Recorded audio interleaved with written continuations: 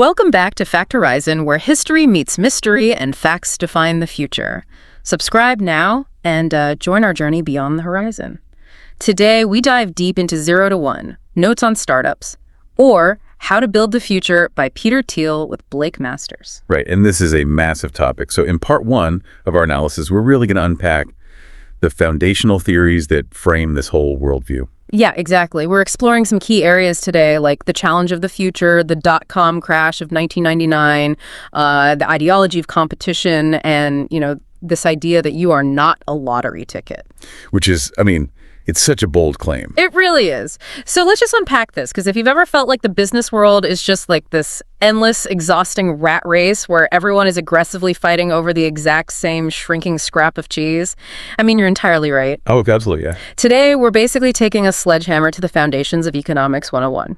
We're using this source material to figure out how you can step off that track entirely. And what's so fascinating here is that we are going to challenge the very economic foundations we assume to be fundamentally true. Specifically, this deeply ingrained idea that competition is inherently good. Right. We're going to look at why true progress actually requires you to stop competing and, start creating.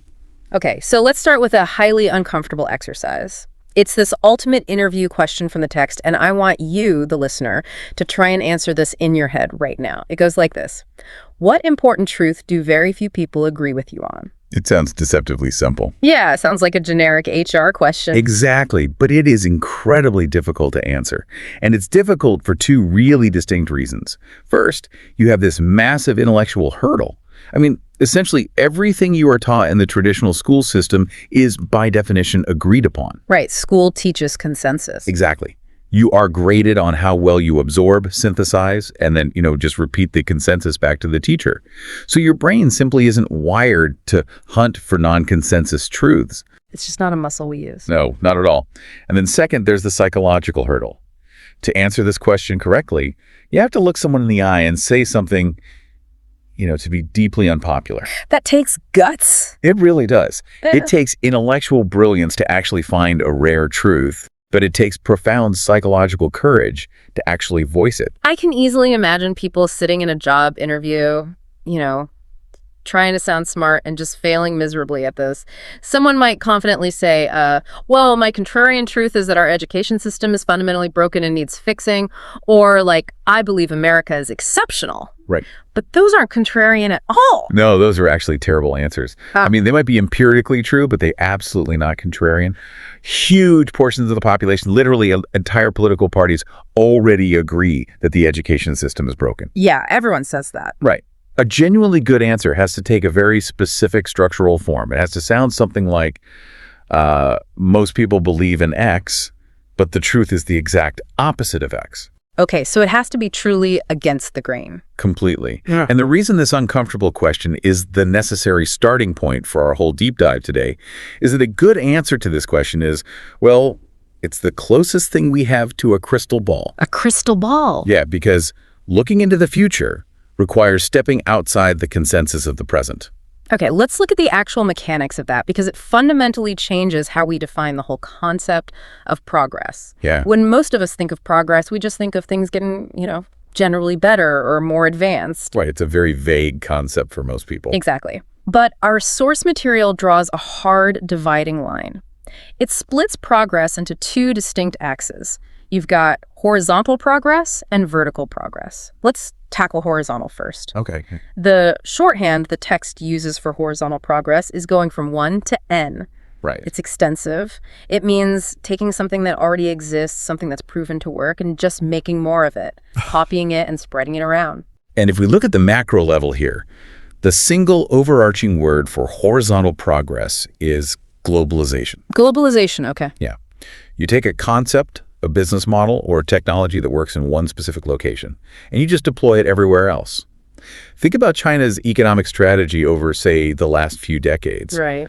Their grand 20-year plan was essentially to straightforwardly copy everything that worked in the 19th and 20th century developed world. Because it was already proven. Exactly. They looked at the West and said, we need railroads, we need air conditioning, we need standardized city grids, automotive manufacturing. So they didn't have to invent any of that. No, they just copied it. Now, They might have skipped a few intermediate steps along the way, like, going straight to mobile phones without laying down millions of miles of copper landlines first. But the fundamental act was still copying. They were taking something that was already a 1 and multiplying it to n. The analogy from the text that perfectly captures this, I think, is the typewriter. Oh, right, the typewriter. Yeah. If you take one typewriter that's sitting on a desk and you build a factory to produce 100 identical typewriters, you have just achieved horizontal progress. Precisely. But then we have vertical progress.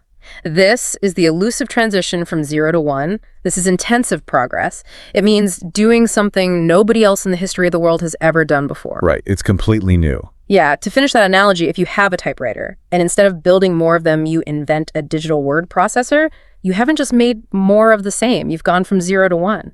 And the single word for vertical, 0 to 1 progress, is technology. Technology. Yeah. And I think we often lazily conflate the word technology with just, computers or Silicon Valley software.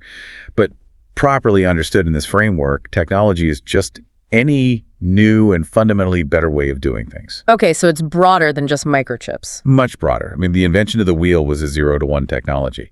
Double entry bookkeeping in the Renaissance, that was a 0 to 1 technology. Wait, I want to challenge the premise here a little bit, because I think a lot of our listeners would argue that globalization, that 1 to n, horizontal progress, is the ultimate driver of human prosperity. That is definitely the consensus view, yeah. Right. Isn't spreading existing wealth and infrastructure around the globe making everyone richer? Why does the text argue that technology actually matters more than globalization? It is the consensus view that globalization is the dominant driving force of our era. But the contrarian truth, going back to the answer to that opening question we discussed, is that if we only have globalization without vertical technology, we are headed for a cliff. A cliff. Yeah, it is entirely unsustainable. Just think about the sheer physics and the resources required. If countries like China or India adopt the exact consumption habits of Americans. Which is what they want to do. Right, and understandably so. But if hundreds of millions of new households start living in massive suburbs, driving 2 cars, eating huge amounts of beef, but they do it using old 20th century technology, the result isn't global riches. The result is catastrophic environmental and economic devastation. Because the math simply doesn't work. The Earth can't handle it. Exactly. If China doubles its energy production to meet this new middle-class demand, but they do it using old coal-burning technology, they don't just double their wealth, they double their air pollution and completely choke their own cities. Wow. So in a world with strictly finite resources, taking old ways of creating wealth and just copy-pasting them across the globe will literally lead to ruin. That makes sense. Therefore, vertical progress, creating entirely new technologies that can do vastly more with significantly less, isn't just like a fun, nice-to-have luxury for venture capitalists. It is a strict mathematical prerequisite for human survival in the 21st century.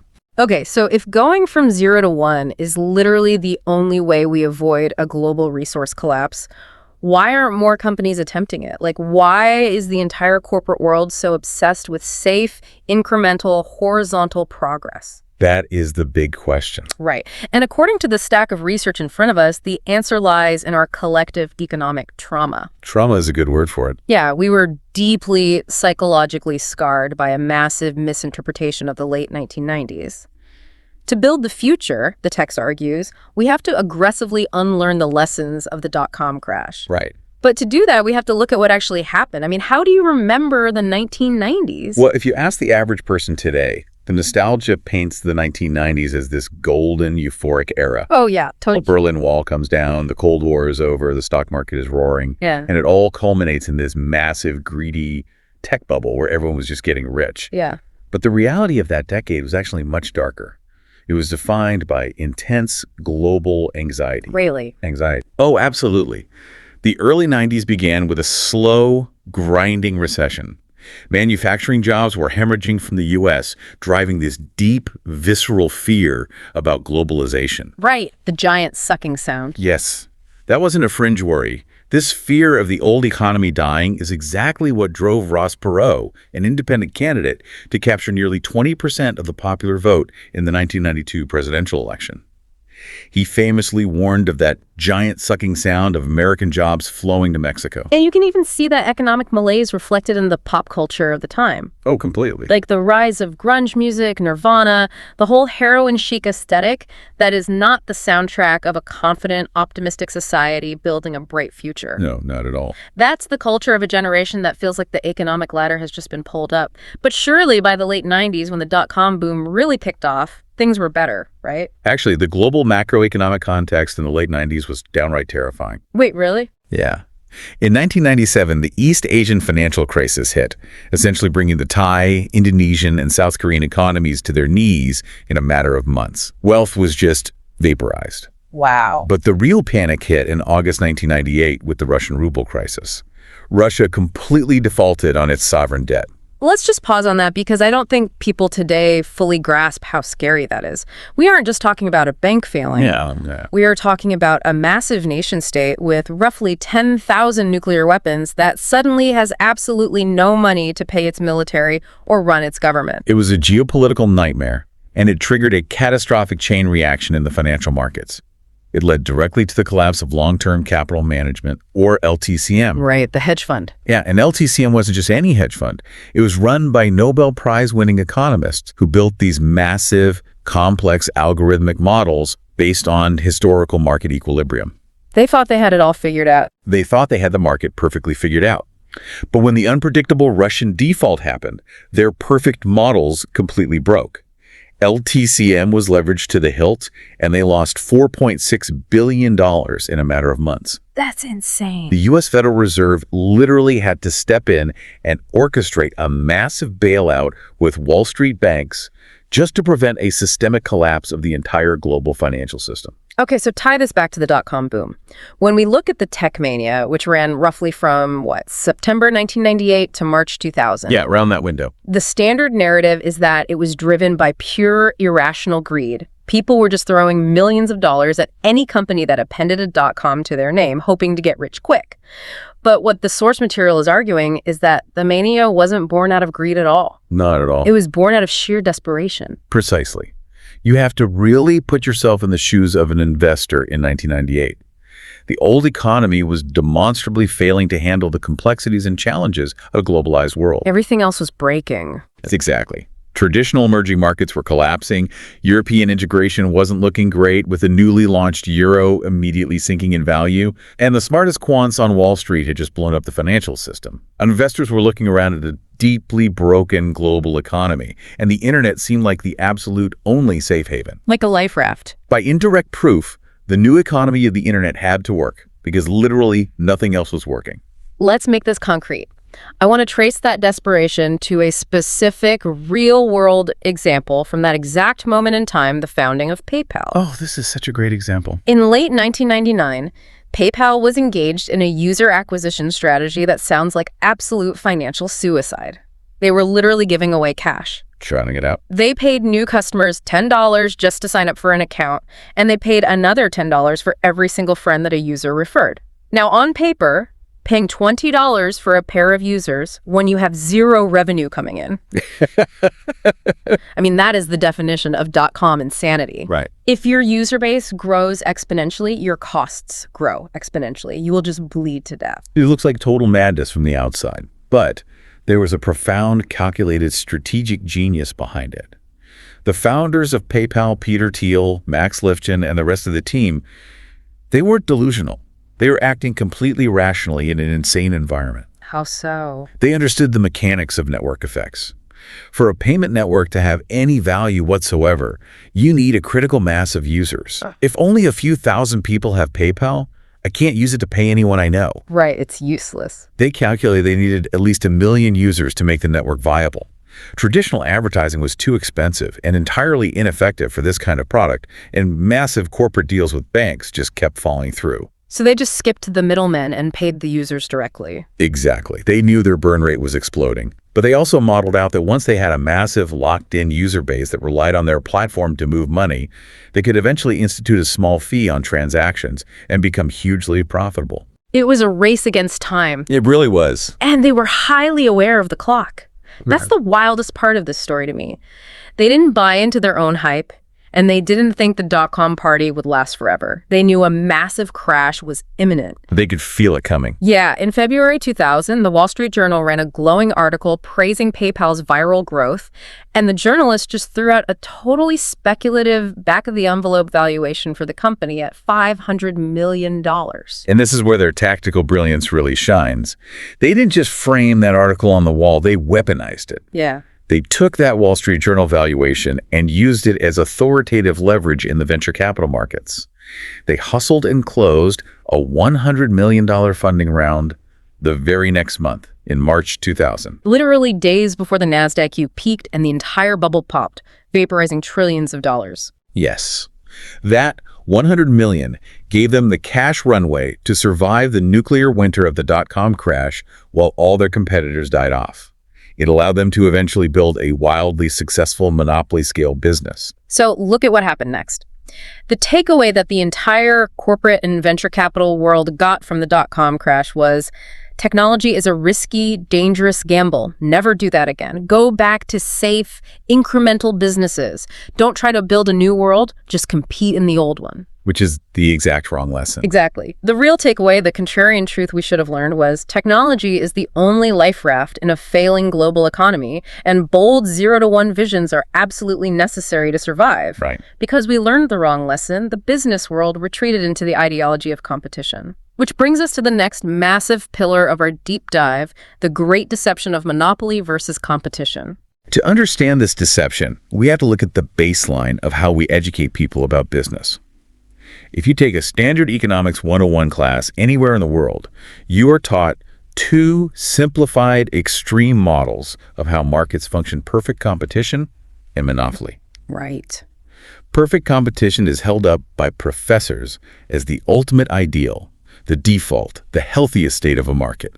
Under perfect competition, you have multiple firms selling undifferentiated homogeneous products. Think of commodities. Right. If you're a farmer selling wheat and the farm next door is selling wheat, the buyer doesn't care whose wheat it is. Not at all. You have zero pricing power. You are just forced to compete entirely on price. Yes.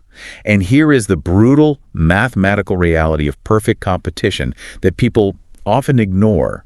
If there is a profit to be made in a perfectly competitive market, new firms will immediately enter that market. Because they want a piece of the action. Exactly. They will increase the overall supply of the product, which drives the market price down.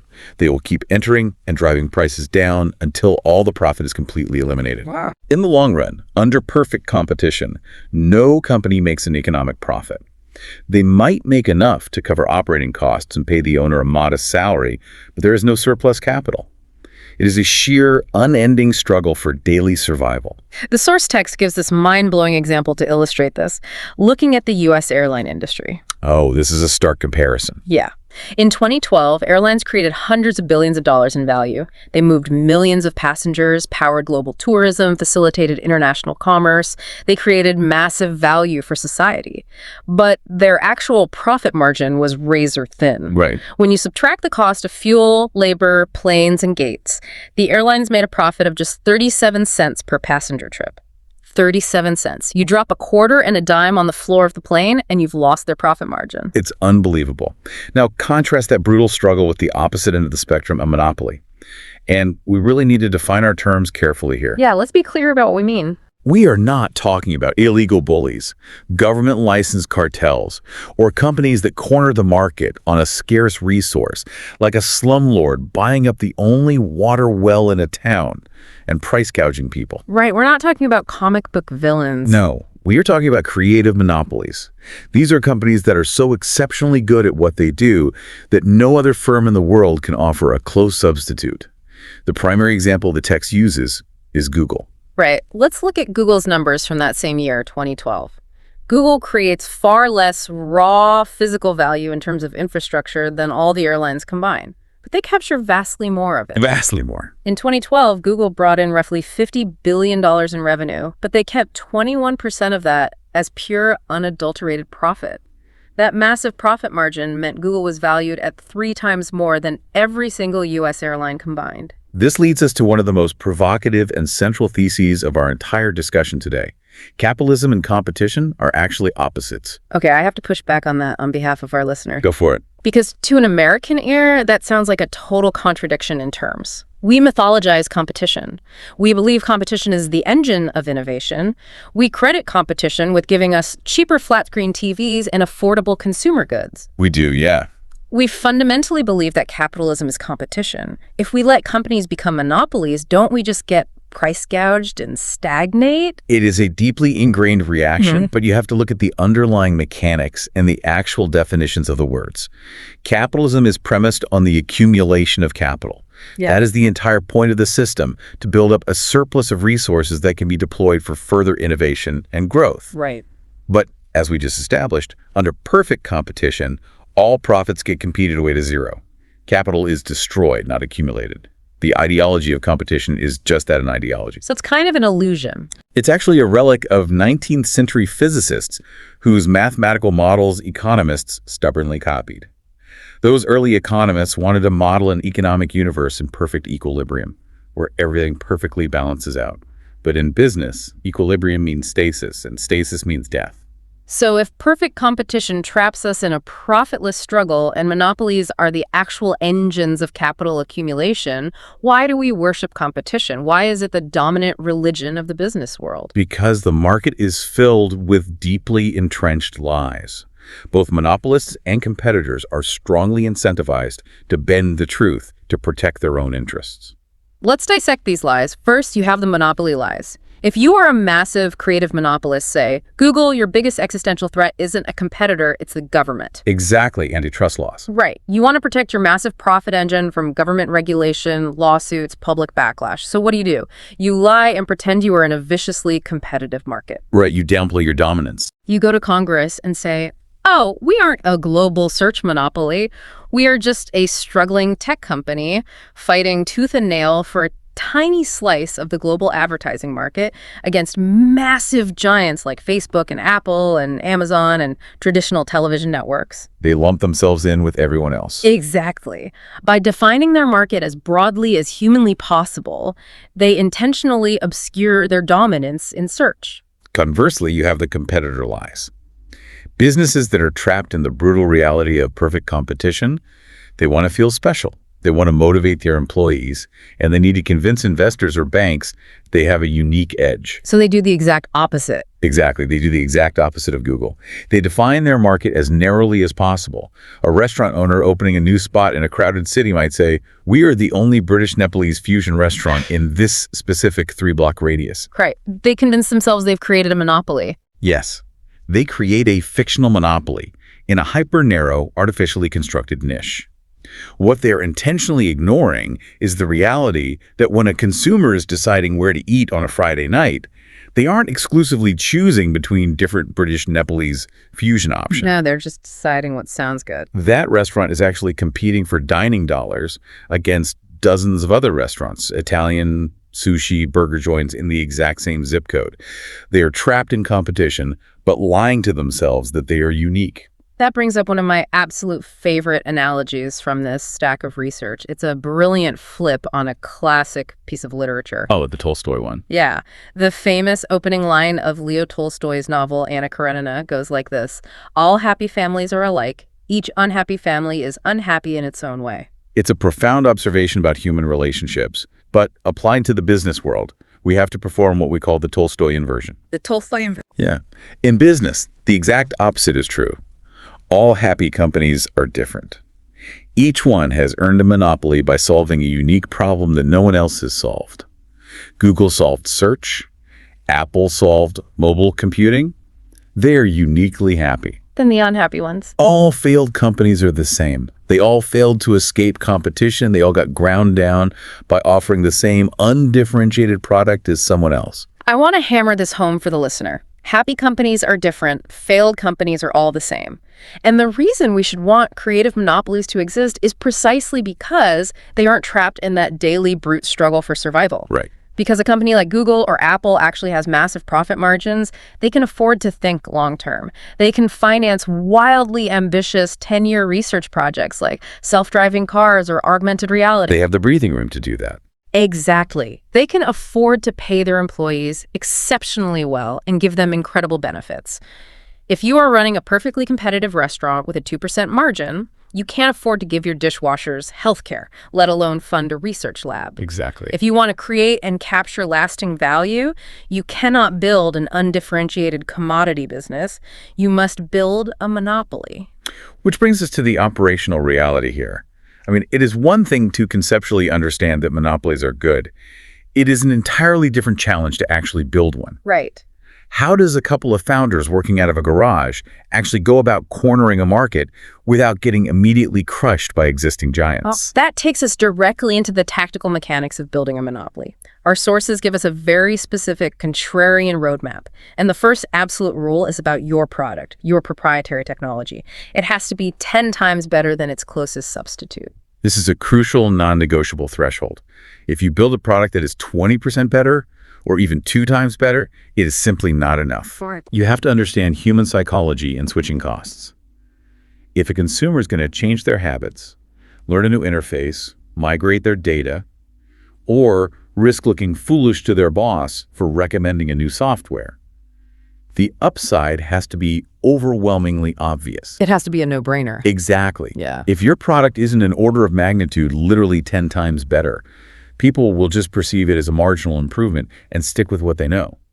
The cognitive load of switching just isn't worth a 20% efficiency bump. But I'm trying to imagine what a 10x improvement actually looks like in practice. It seems almost impossible. If I'm an engineer and I design a coffee cup that keeps coffee hot for 20 minutes instead of the standard 10 minutes, I mean, I've worked incredibly hard, but that's only a 2x improvement.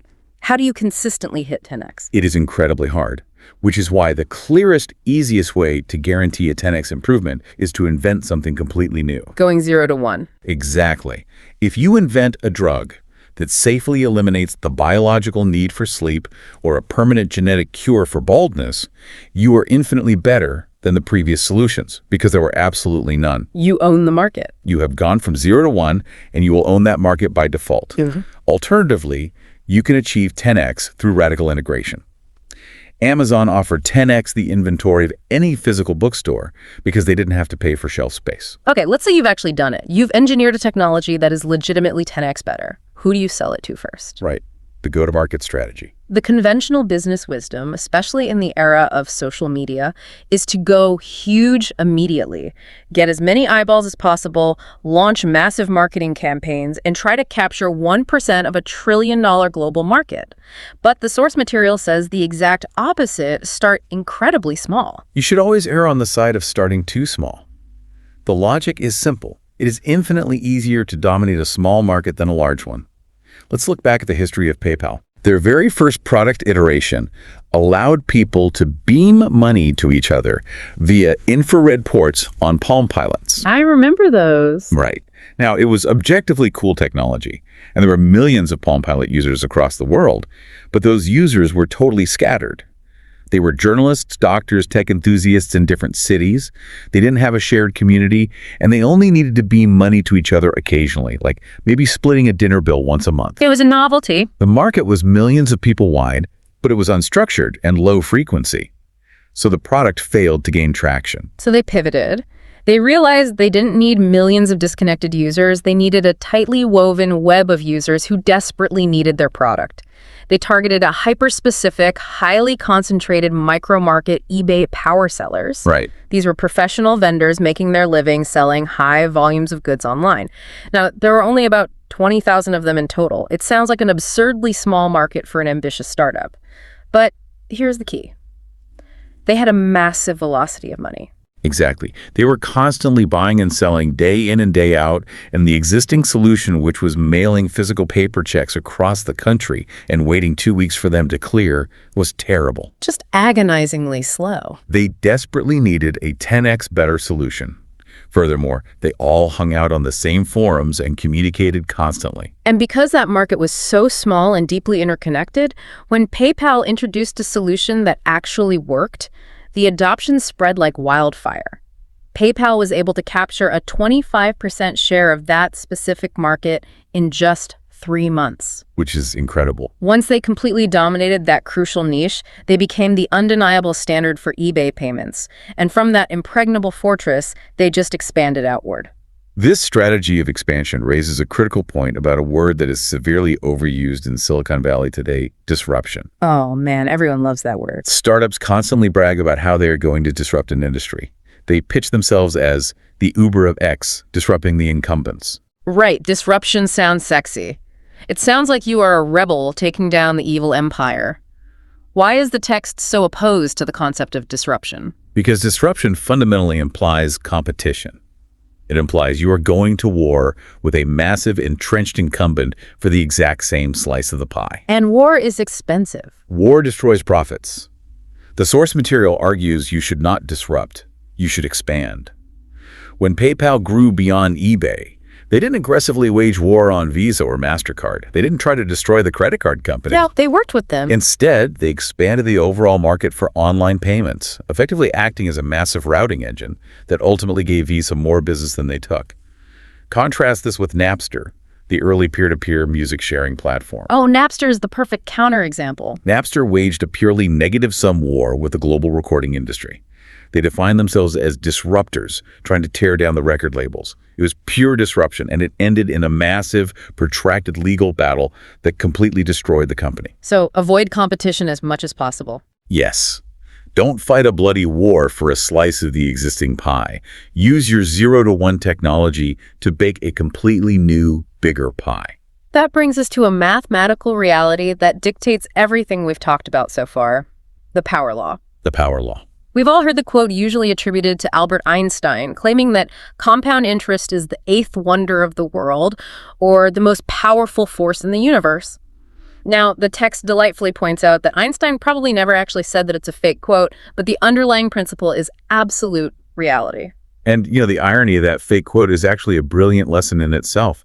By investing his early, genuine brilliance in physics, Einstein continues to earn compound interest on his reputation decades after his death, getting credit for insightful things he never even said. That's hilarious. His reputation scales exponentially.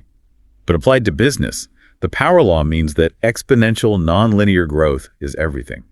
Most people think in normal distributions the bell curve. Right, 50-50. We assume that if you work 20% harder, you get 20% more results. But the universe doesn't work that way. In venture capital and in startup growth, a small, tiny handful of decisions, investments, or markets will yield returns that vastly outweigh all others combined.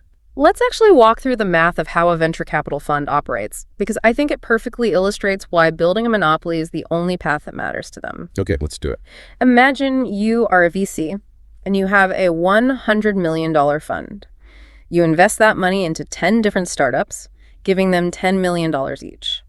How does that portfolio typically play out over, say, 10 years? If you are following the traditional normal distribution mindset, you might expect 2 to fail, 6 to do okay and double your money, and maybe 2 to be big hits. Nice safe spread.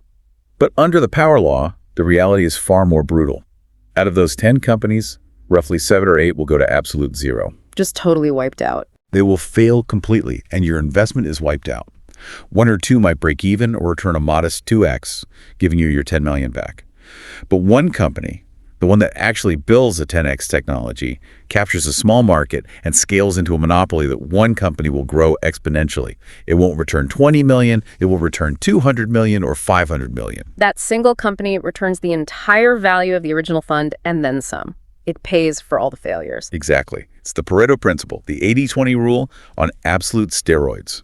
Because venture capitalists know they are operating under the power law, it completely changes their strategy. Oh, so? They cannot afford to invest in a company that just wants to be a moderately successful, perfectly competitive business. You don't want a portfolio of 100 average stable companies. You must hunt for the one company that has the potential to go from 0 to 1 and monopolize a market, because that one anomaly will out-earn the rest of the market combined. Okay, so let's recap the mechanics we've uncovered so far. We know we need to escape the soul-crushing rat race of perfect competition.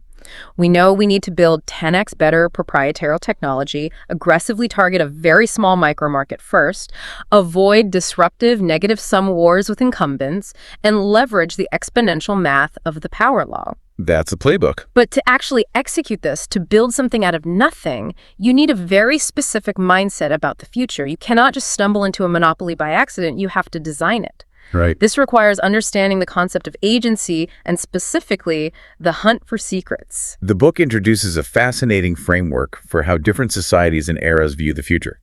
You can break this down along two axes. You can be optimistic or pessimistic about what the future holds, and you can be definite or indefinite in your approach to it.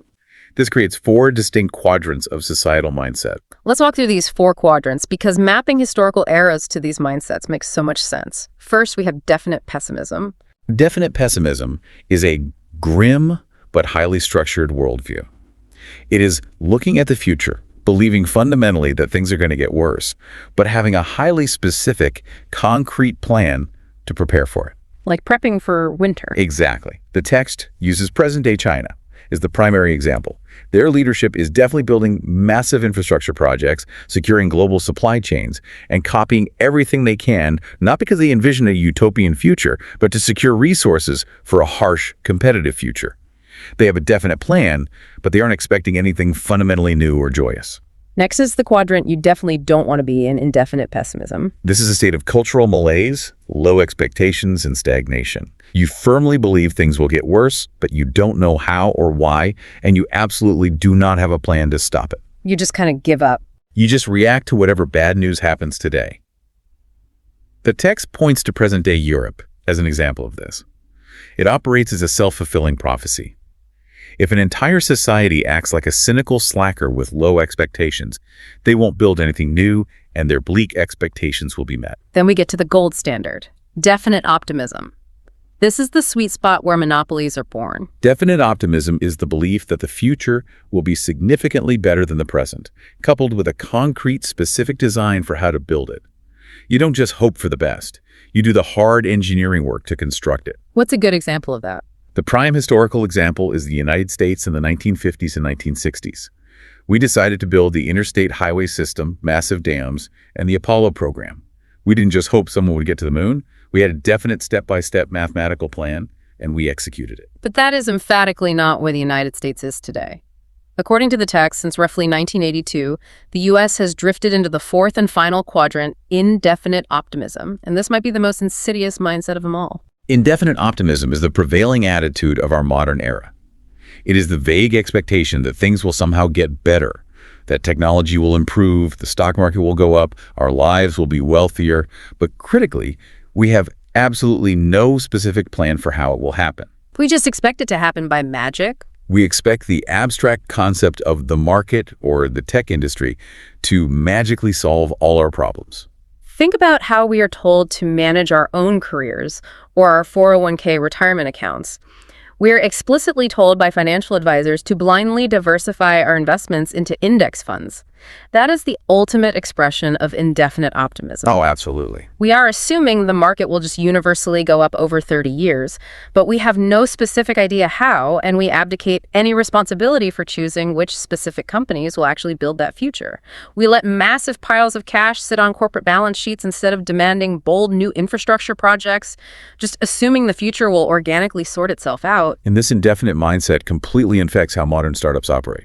Now, let me push back on this on behalf of our listeners because indefinite optimism sounds an awful lot like the most successful biological process in history evolution. Right, okay, I see where you go. Charles Darwin taught us that life progresses, adapts, and survives perfectly well without anyone intending it. There is no grand architect. It's just random iteration, genetic mutation, and whatever survives the environment survives. Right. So why shouldn't businesses operate the exact same way? Why not just launch a minimally viable product, A/B test every single feature, pivot a bunch of times based on customer data, and see what survives in the market? Isn't that the lean startup methodology everyone preaches? That is a brilliant pushback, and it highlights the exact core flaw in how modern Silicon Valley operates. The evolutionary lean startup approach sounds highly scientific and safe. But here is the fatal problem. Evolution works, yes, but it is fundamentally random, and it takes millions of years of brutal trial and error. And startups don't have millions of years. You do not have millions of years. As the author states with brutal clarity, you are not a lottery ticket. A startup is not a biological organism subject to random mutation. It is the largest endeavor over which you can have definite, conscious mastery. You are not a lottery ticket. I want to highlight that phrase because it is so empowering. It is a complete rejection of the unjust tyranny of chance. Exactly. If you rely purely on random iteration and A/B testing minor features, you are entirely giving up your agency. You're letting the current market dictate what you build, which means you will only ever build incremental 1 to n improvements. You'll just blend in. Apple didn't A/B test their way to the iPhone. Steve Jobs had a definite, uncompromising vision of the future and forced it into reality. You have to intelligently design the future, not just wait to see what randomly survives. And to design that definite future, you actually have to figure out a specific truth and act on it. You have to hunt for secrets. Which brings us back to our opening question. What important truth do very few people agree with you on? Every correct answer to that question is, by definition, a secret. And the book uses a highly provocative, extreme example to explain why modern society has stopped looking for secrets altogether. It brings up Ted Kaczynski, the Unabomber. Right. Now, obviously a horrific domestic terrorist, but the author uses his manifesto to illustrate a specific psychological extreme that infects a lot of people today. Right. Kaczynski believed that all the world's problems fell into one of two categories. They were either totally solved and trivial, or they were utterly impossible to solve. He believed there were absolutely no secrets left to find, only impossible mysteries. Yes. And because he felt completely powerless to find new frontiers or change the trajectory of society, he lashed out violently. It's a dark example, but it perfectly illustrates the critical distinction between a secret and a mystery. A mystery is something that is fundamentally impossible to figure out, given our current capabilities, like definitively proving string theory right now, or building a faster-than-light warp drive. You can't currently design a startup around it. Right. A secret, however, is something that is currently unknown, highly contrarian, and very hard to do. But it is doable. Finding a new way to process online payments in 1999 was a secret. Building a reusable rocket was a secret. If you, like Kaczynski, inherently believe there are no secrets left to discover, you will never attempt to build a 0-to-1 company. You'll just settle for a safe, boring corporate job. Exactly. So why aren't more incredibly smart people looking for secrets? The answer is incrementalism. Our entire social structure, starting from the very first day of kindergarten, explicitly punishes looking for secrets. How so? In the school system, you are continuously rewarded for taking tiny, safe, predictable steps. You memorize exactly what is on the syllabus for the test. If you wander off and study something obscure that isn't on the rubric, you get 0 credit. Or you get penalized for not following directions. Right. You might even get penalized. This incremental conditioning continues all the way into academia, where brilliant professors are incentivized to publish dozens of trivial incremental papers to secure their tenure, rather than risking their career on a bold, contrarian new frontier that might fail. It's a systemic problem. To find secrets, you have to actively unlearn decades of institutional incrementalism and deeply believe the world still has hidden truths left to yield. Okay, let's say a listener has done it. They've rejected the lottery ticket mindset. They've unlearned incrementalism. They found a genuine secret. They have a definite, optimistic plan to build a 10x better technology for a small, unserved market. Okay, they're ready to go. Now they actually have to build the physical company. How do you construct the vessel that carries this secret to the market? This brings us to the operational foundation of a startup, and a concept so critical, it's jokingly referred to as Thiel's law. Thiel's law is absolute and unforgiving. It states, a startup messed up at its foundation cannot be fixed. The analogy the text uses for this is cosmology, and I think it is brilliant. Think about the Big Bang. 13.8 billion years ago, the universe expanded by a factor of 1,000,000 trillion in a fraction of a microsecond. Right. In those extremely violent, rapid first moments, the fundamental laws of physics, gravity, electromagnetism, the strong and weak nuclear forces were set in stone. If gravity had been even slightly stronger in those first microseconds, the universe would have collapsed back in on itself. It would be over immediately. Right. If it had been slightly weaker, matter would have flown apart so fast that stars and galaxies could never form. The physics are permanently locked in. A startup company operates under the exact same mechanics. The rules you set on day one, who the founders are, how they resolve conflict, how the equity is split, the initial dynamic between the CEO and the board, those are the gravitational constants of your company. They are locked in. They are locked in. You cannot easily change the foundational DNA of a company later. If founders have a fundamental mismatch in their vision on day one, but ignore it to get started, that mismatch will absolutely blow the company apart in year 3. It's like setting bad physics. If you hire a co-founder who avoids conflict and compromises early on, 10 years from now, your entire executive board will be paralyzed by passive aggression. The physics are locked. Right. And this foundational DNA is what people in the tech world lazily refer to as company culture. But the source material aggressively dismantles the Silicon Valley myth of what culture actually is. Yeah. If you walk into a flashy startup today and see beanbag chairs, ping pong tables, on-site sushi chefs, and employees bringing their golden retrievers to work, you might think, wow, what an incredible company culture. Right, but that just sounds like a fun place to hang out. It has nothing to do with creating value. It's totally meaningless without substance. A human resources consultant cannot install a culture by writing a list of buzzwords on a whiteboard and buying a foosball table. That's just window dressing. The profound truth the book reveals is that no company has a culture. Every company is a culture. A startup is fundamentally a team of people united on a singular, borderline obsessive mission to build a different future based on a shared secret. The perks and the beanbag chairs are just what it looks like on the outside. The ultimate, undeniable proof of this concept is the legendary PayPal Mafia. This is the team that built PayPal, and their track record in Silicon Valley is practically mythical. It's unmatched. After they sold PayPal to eBay in 2002 for $1.5 billion, that core team didn't just retire to a beach, they took their shared DNA and spread out. Elon Musk founded SpaceX and Tesla. Reid Hoffman founded LinkedIn. Steve Chen, Chad Hurley, and Jawed Karim founded YouTube. Jeremy Stoppelman founded Yelp. David Sachs founded Yammer. And Peter Thiel co-founded Palantir. It's a staggering list. All 7 of those subsequent companies became unicorns, worth over $1 billion each. What's absolutely fascinating here is that their unprecedented collective success wasn't because they had the best office amenities or the most relaxed HR policies. In fact, they were known for being intensely competitive and hardworking. Yeah. The team performed extraordinarily well together, and then individually later on, because their foundation was perfect, they shared a definite optimism. They were entirely united by the secret they uncovered about the future of digital payments, and they built a culture of excellence and rigorous thinking that was strong enough to transcend the original company. And part of that specific PayPal DNA involved one final massive secret weapon that allowed them to survive when others failed symbiosis. Symbiosis, yeah. When PayPal was growing exponentially in 2000 and 2001, they were also bleeding massive amounts of money to international credit card fraud. The fraudsters were sophisticated, and they were draining PayPal's cash reserve so fast that they were almost killing the company. It was an existential threat. Now, the standard conventional tech approach to this problem would be to write a massive algorithm to catch the fraud, effectively replacing human analysts with pure computing power. But an algorithm alone is rigid.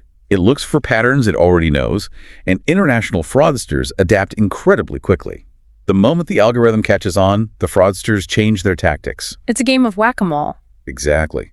On the other hand, relying purely on human analysts to manually review millions of transactions is far too slow and impossible to scale. PayPal survived because they didn't choose one or the other. They integrated the two.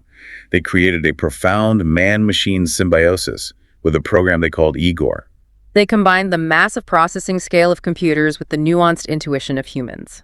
Exactly. The computer sifted through the massive terabyte-scale data streams to flag anomalies and suspicious patterns that a human could never spot in real time. But the computer didn't make the final call. It presented a highly curated visual interface to human analysts who used their intuition and adaptability to make the final judgment. The computer amplified the human. It didn't replace them. They empowered the humans. And that exact paradigm, using computers to augment human intelligence rather than rendering it obsolete, was the foundational secret that led directly to the creation of Palantir, the massive data analytics giant that Thiel later co-founded. Right. Palantir took that exact PayPal fraud-fighting symbiosis and applied it to global anti-terrorism, military logistics, and massive corporate data integration. It perfectly connects to everything we've discussed today. It's a 0 to 1 technology, finding a secret way to solve a seemingly impossible problem, guided by a definite, optimistic plan. It rejects the conventional wisdom that humans and computers are strictly competitors. We have covered an immense amount of ground today, and I really want to synthesize this journey for our listeners. It's a lot to take in. It is. We started by unlearning the nostalgic myths of the 1990s, realizing that the dot-com boom wasn't just greed, but a desperate search for a 0 to 1 lifeline in a failing global economy.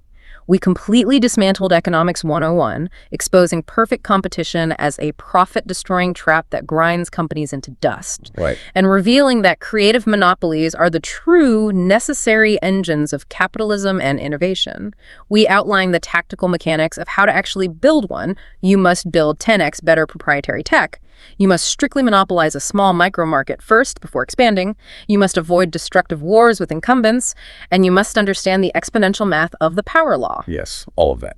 Finally, we learned that you are not a lottery ticket. You cannot rely on random iteration.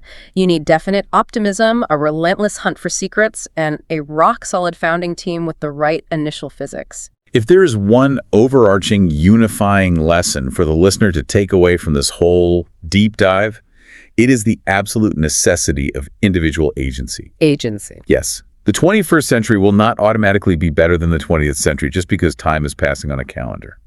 Passive evolution and random A/B testing will not save us. Globalization alone will just deplete our resources. It's on us. The future requires us to actively find singular, contrarian ways to create entirely new things. It requires the courage to move from 0 to 1. And that leaves us with the final stark dilemma presented in the book's conclusion. When we look at the macro future of humanity, we are essentially facing two possible outcomes. Option 1 is global stagnation. Which is grim. Yeah. If we just rely on horizontal progress, one to unglobalization, we will eventually run out of natural resources and ecological runway, which inevitably leads to global conflict, war over scarce resources, and civilizational collapse. Option 2 is the singularity. Well, a much better option. We embrace 0 to 1 vertical progress. We create new technologies so profoundly powerful that they transcend our current physical limits and usher in an era of unprecedented, unimaginable abundance.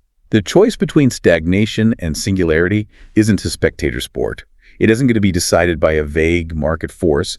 It relies entirely on individuals making the conscious, definite choice to build. The future won't happen on its own. It's not going to just arrive while you passively wait for it. The business world is murky. The future is murky. But you have the agency to bring it into focus. So ask yourself and really think about the answer. What is the secret truth, that no one else sees? And what small market are you going to monopolize to turn that secret into the future? Keep thinking for yourself, and we'll see you next time.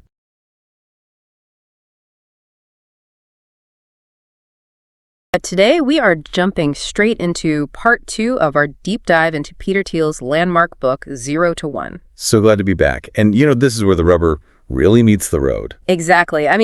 In part 1, we tackled the abstract economic theories, but today, the mission for you, the listener, is pure practical execution.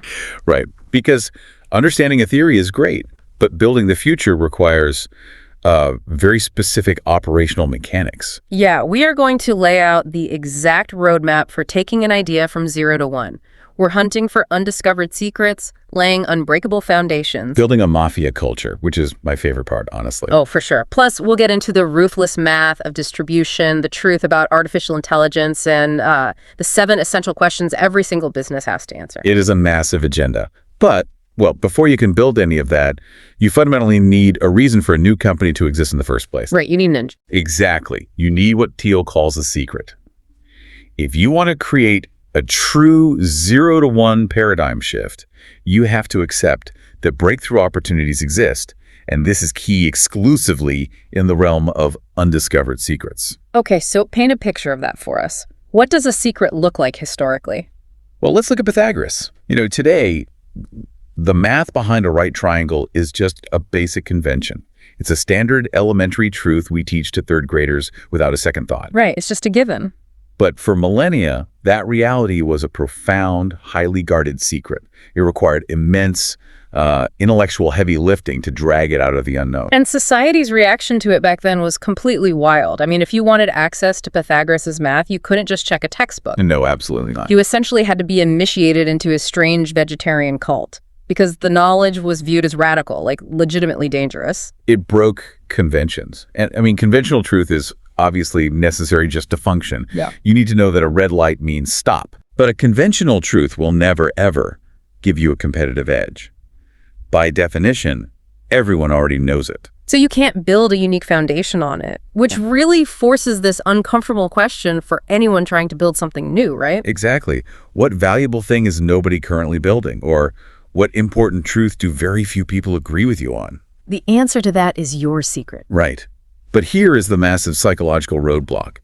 If we agree that world-changing secrets are still out there, why aren't more people actively looking for them? Yeah, why is everyone just coasting? Well, there is this fascinating, honestly really dark historical example that perfectly illustrates this mental block.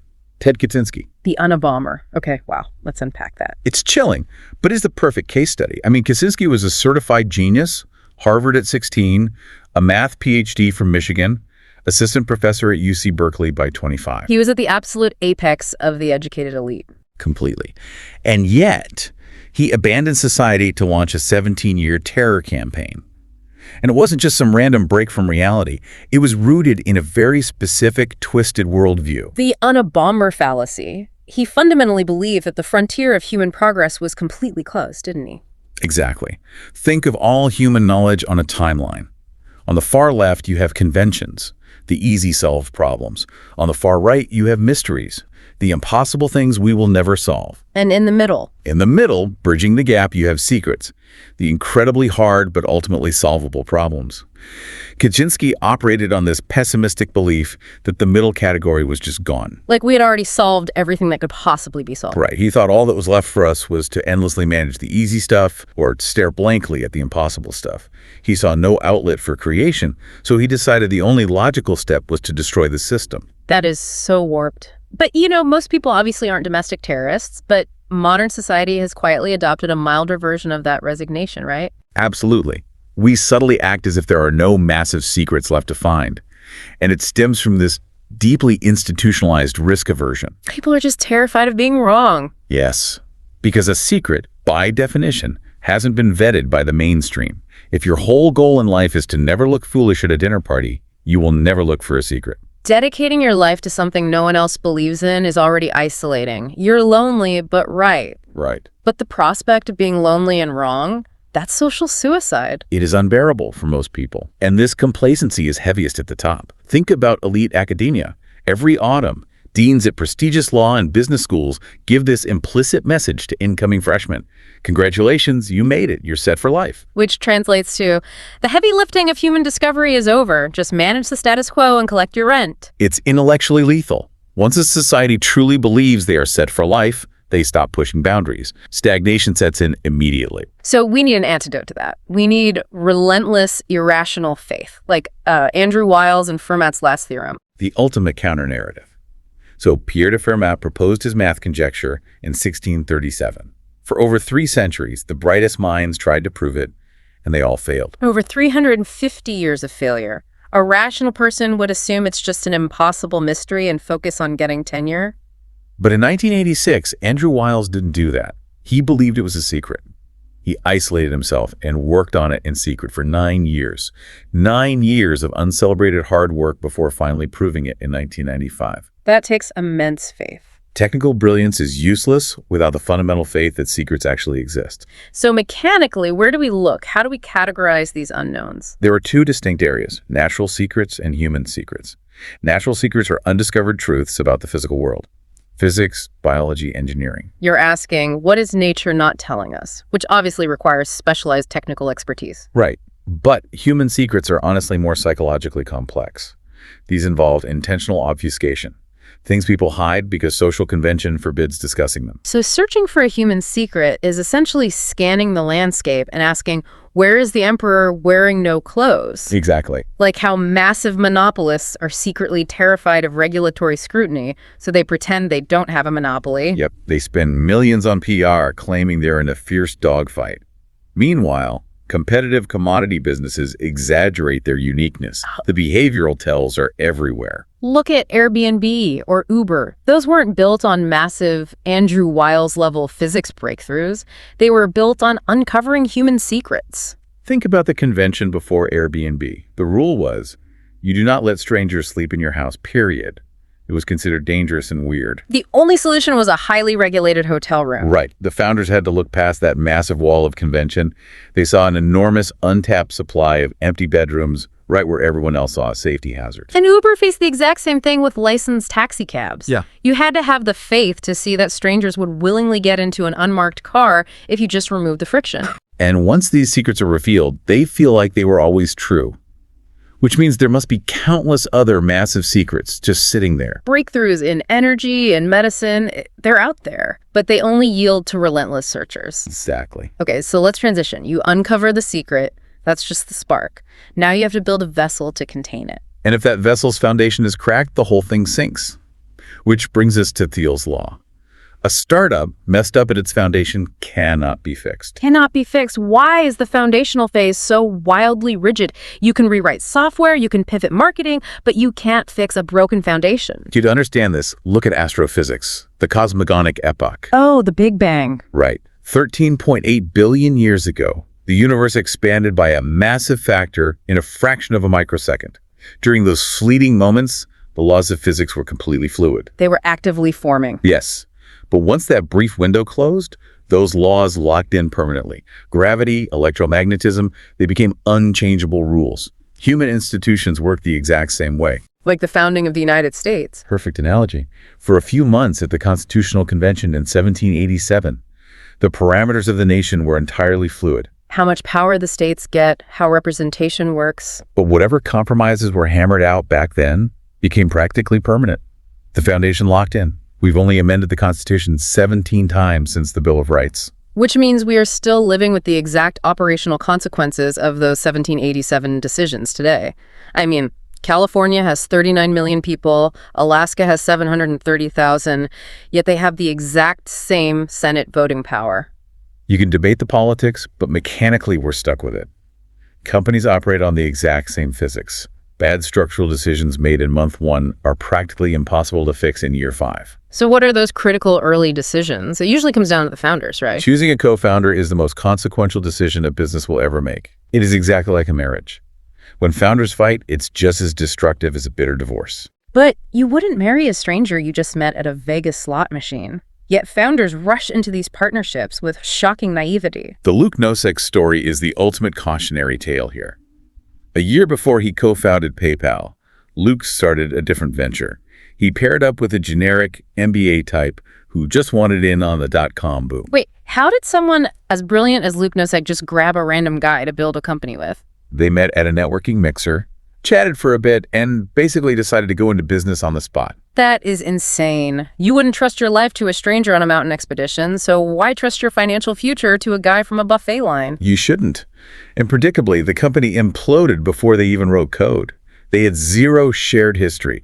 They didn't know how the other person processed stress or resolved conflict. So a shared prehistory is non-negotiable. Absolutely. But let me play devil's advocate.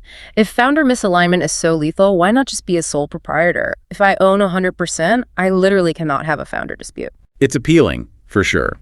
Working alone guarantees absolute alignment. But you trade alignment for a massive limitation on extension. Meaning you hit a ceiling on what you can build. Exactly. Going from 0 to 1 at a global scale requires a team. You need specialized engineers, distributors, capital allocators. You must accept the risk of bringing people in. And there's this fascinating philosophical definition of the founding here. It's not just the day you file the LLC paperwork, is it? No, it's a state of action. The founding epoch lasts exactly as long as the company is actively creating new things. So once creation stops and it's just maintenance, the founding ends and the laws lock in. Bob Dylan said it best.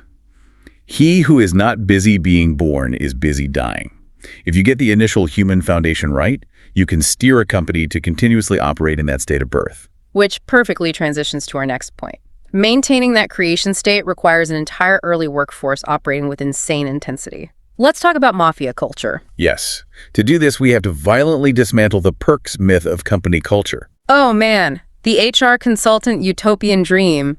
Beanbag chairs, ping pong tables, free organic lunches cooked by an on-site chef. It is a total parody of Silicon Valley. You cannot graft a culture onto a group of people with free yoga classes. A company doesn't have a culture. A company is a culture. So it's just the visible manifestation of how the team operates. Right. And the greatest proof of this is the PayPal mafia. The early team at PayPal sold to eBay for $1.5 billion in 2002. That's huge. But it's what they did next that is mind-blowing. Right. Let's look at the subsequent ventures. Elon Musk founded SpaceX and Tesla. Reid Hoffman co-founded LinkedIn.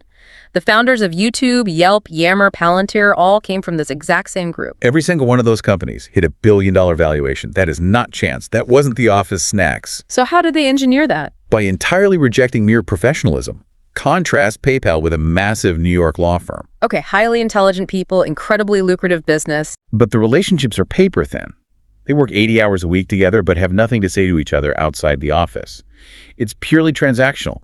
Bill your hours, get your bonus, leave. But wait, isn't that what a job is? Why is that bad for a startup? Because treating work purely transactionally is economically irrational. Time is your most valuable asset. Spending the majority of your waking hours with people you don't genuinely like is a catastrophic misallocation of your life. PayPal realized they needed a shared obsession. Talent was required, but they only hired people who were fiercely excited to work with that specific group. Which leads to the 20th employee test. When you hire the first 2 people, you can give them massive equity. But employee number 20 isn't getting 10% of the company. So why should they leave a safe corporate job to join your high-risk startup? If your answer is generic like, we have great stock options, you'll lose them to Google. You have to articulate why your mission is uniquely vital and why your team is the only one who can do it. You can't just be saving the world in a generic way. PayPal didn't pitch a neat payment portal. No, they pitched. We are building a new digital currency to replace the US dollar and circumvent global controls. If that sounds insane, do not apply.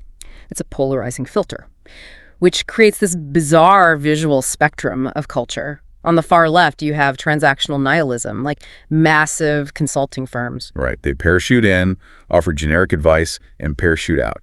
Zero skin in the game. And on the far right, next to the best startups, you have dogmatic cults. Wait, are we actually suggesting founders build cults? Cults are notoriously disastrous. Mechanically, a successful startup looks almost identical to a cult from the outside.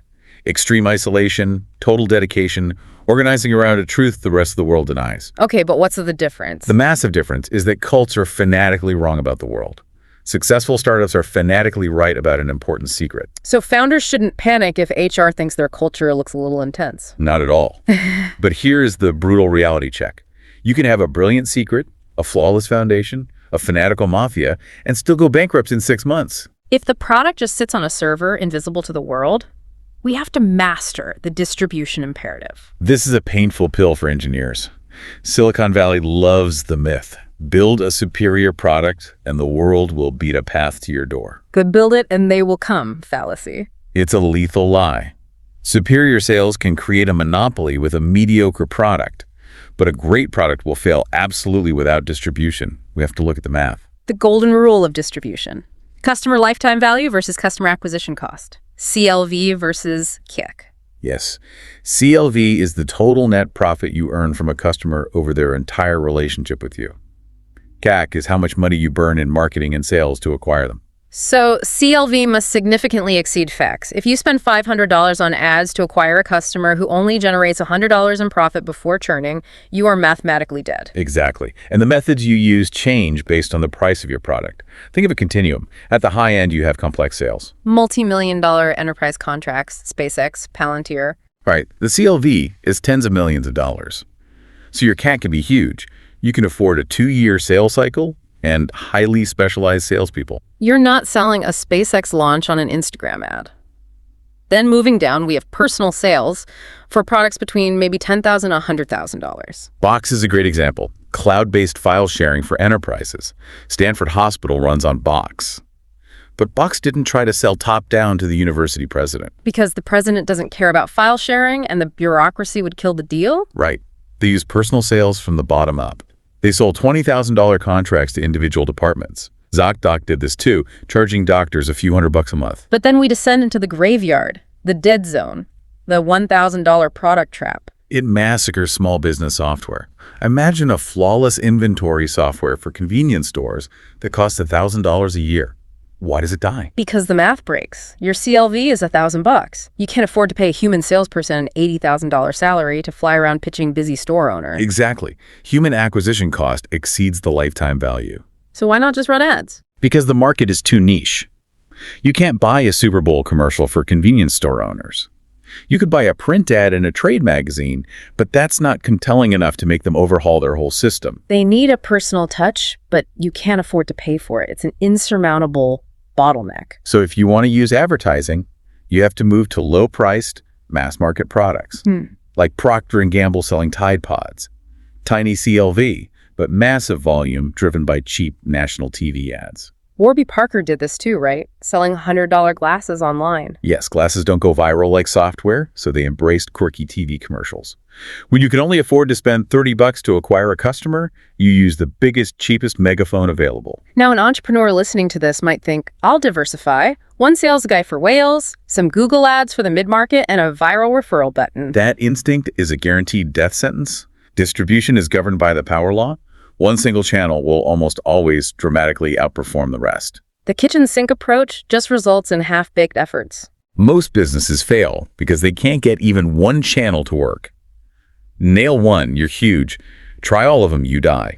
Okay, let's zoom out. We've got the secret, the foundation, the mafia, the distribution. We're deploying this incredible tech. Which brings us to the existential elephant in the room, artificial intelligence. The defining anxiety of our century. Will this software put us all out of a job? Both the pessimistic Luddites who want to smash the servers and the optimistic futurists awaiting a utopia share the exact same flawed premise. They assume computers will substitute for human workers. That is categorically wrong. Computers are complements, not substitutes. We are in a gladiator-style competition with machines. Let's look at the supply side of labor. In the 90s, the working class feared globalization because a human factory worker in Ohio can be substituted for one in Shenzhen. People project that onto AI, viewing it as just cheap foreign labor. But a computer is not a cheaper human. No, our capabilities are wildly divergent. Humans possess intentionality. We form complex plans and make moral judgments, but we are terrible at processing raw data. Computers are the exact opposite. Like that story about Google's supercomputers in 2012. Oh, yes. Google proudly announced that a multi-million-dollar supercomputing cluster, after scanning 10 million thumbnails, taught itself to identify a cat with 75% accuracy. A multi-million-dollar machine with 75% accuracy. A 3-year-old toddler does that instantly with 100% accuracy. Exactly. But a $50 calculator destroys the greatest mathematician at arithmetic. We don't compete with computers any more than a farmer competes with his tractor. And the demand side makes it even clearer. When you outsource jobs to humans overseas, they eventually accumulate wealth and demand the exact same global resources we do. Cars, premium food, real estate. We compete for scarce resources. But a server cluster doesn't want a luxury vacation in Cap Ferrat. A machine wants nothing. All the immense value it creates flows directly back to human beings. Complementary technology is the escape velocity from zero-sum global competition. So to see how all these mechanics, secrets, foundation, distribution, technology actually determine success or failure, we need a crucible. The clean tech bubble crash of the late 2000s. The ultimate negative case study. Billions poured into renewable energy, followed by a total collapse. Why? They abandoned rigorous business mechanics for the myth of social entrepreneurship. Doing well by doing good. It sounds noble. What's the trap? The ambiguity of the word social.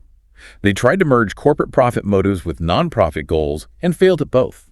If a goal is widely recognized as a social good like generic green energy in 2008, everyone already agrees on it. It's a convention, not a secret. Exactly. Because founders chased generic applause, hundreds of undifferentiated companies tried to make the exact same generic solar panels and destroyed each other in a race to the bottom. To ensure you are mechanically sound, you have to pass the 7 essential questions checklist. Clean tech failed them, but Tesla hit 7 for 7. Let's walk through them. Question 1, the engineering question. Do you have a 10x breakthrough? A 20% improvement isn't enough to force a consumer switch. Tesla engineered a radically superior electric sports car from the ground up, shattering the paradigm. Question 2, the timing question. Is now the right moment? Clean tech banked on an immediate, unrealistic societal shift. Tesla timed their entry perfectly with advancements in lithium-ion technology. Question 3, the monopoly question. Are you starting with a high share of a small market? I love this one because every pitch deck brags about $1 billion market. Why is small better? Entering a massive market means instant war with entrenched giants. You want a tiny, specific niche, and you want to dominate 90% of it. Tesla targeted wealthy, eco-conscious sports car enthusiasts first, monopolized them, and then expanded. Question 4. The people. Question. Do you have the right team? Generic solar companies hired generic executives. Tesla had a fanatical mafia. Question 5. The distribution question. Can you effectively deliver it? Tesla refused the inefficient dealership model. They owned their direct-to-consumer network, controlling the complex sale themselves. Question 6. The durability question. Will your position hold up in 10 to 20 years? Do you have the brand loyalty and economies of scale to survive? And question 7. The secret question. Have you spotted a unique insight everyone else missed? If you launch without rock-solid answers to all 7, you are just buying a lottery ticket and praying. Nail all 7, you engineer your own fortune. Which begs the final question. Who has the audacity to answer those 7 questions and force a new paradigm into reality? It usually falls to the eccentric visionary founder, highly idiosyncratic individuals who refuse norms. But they have to actively reject the dominant ideology of our era. They have to reject the tyranny of chance. The whole Malcolm Gladwell 10,000 hours or John Rawls' veil of ignorance idea that success is just a lottery of zip codes and lucky breaks. Society tells us to view our lives as a diversified portfolio. Major in business, minor in communications, get a safe job, dabble in side hustles, hedge your bets. But you cannot hedge a 0 to 1 breakthrough. You can't run 6 startups hoping one hits. No, you have to commit entirely. Because we live in a universe governed by the power law. The differences in value between companies dwarf the differences in roles inside them. Meaning you could own 100% of a diversified failing startup and end up with nothing. Or be the 100th employee at Google with 0.01% equity and be worth tens of millions. You must figure out what will actually be valuable and commit your life to it. Which brings us to the ultimate choice for our generation: stagnation or singularity. Horizontal globalization, just copying 20th century models, is unsustainable. We can't coast on inherited achievement. We must reject the closed frontier. We have to choose vertical progress. So, wrapping this all up. Hunt for secrets, lay flawless foundations, build a mafia, master the distribution math, leverage technology correctly, and answer those 7 questions. And remember the ultimate secret. In a world that constantly tells you that you are small, that you're just a lottery ticket buffeted by macro trends. The ultimate secret is your own agency. Exactly. You can reject that paralysis. Every massive skyscraper was willed into existence by someone who started with a hole in the ground and a secret everyone else thought was crazy.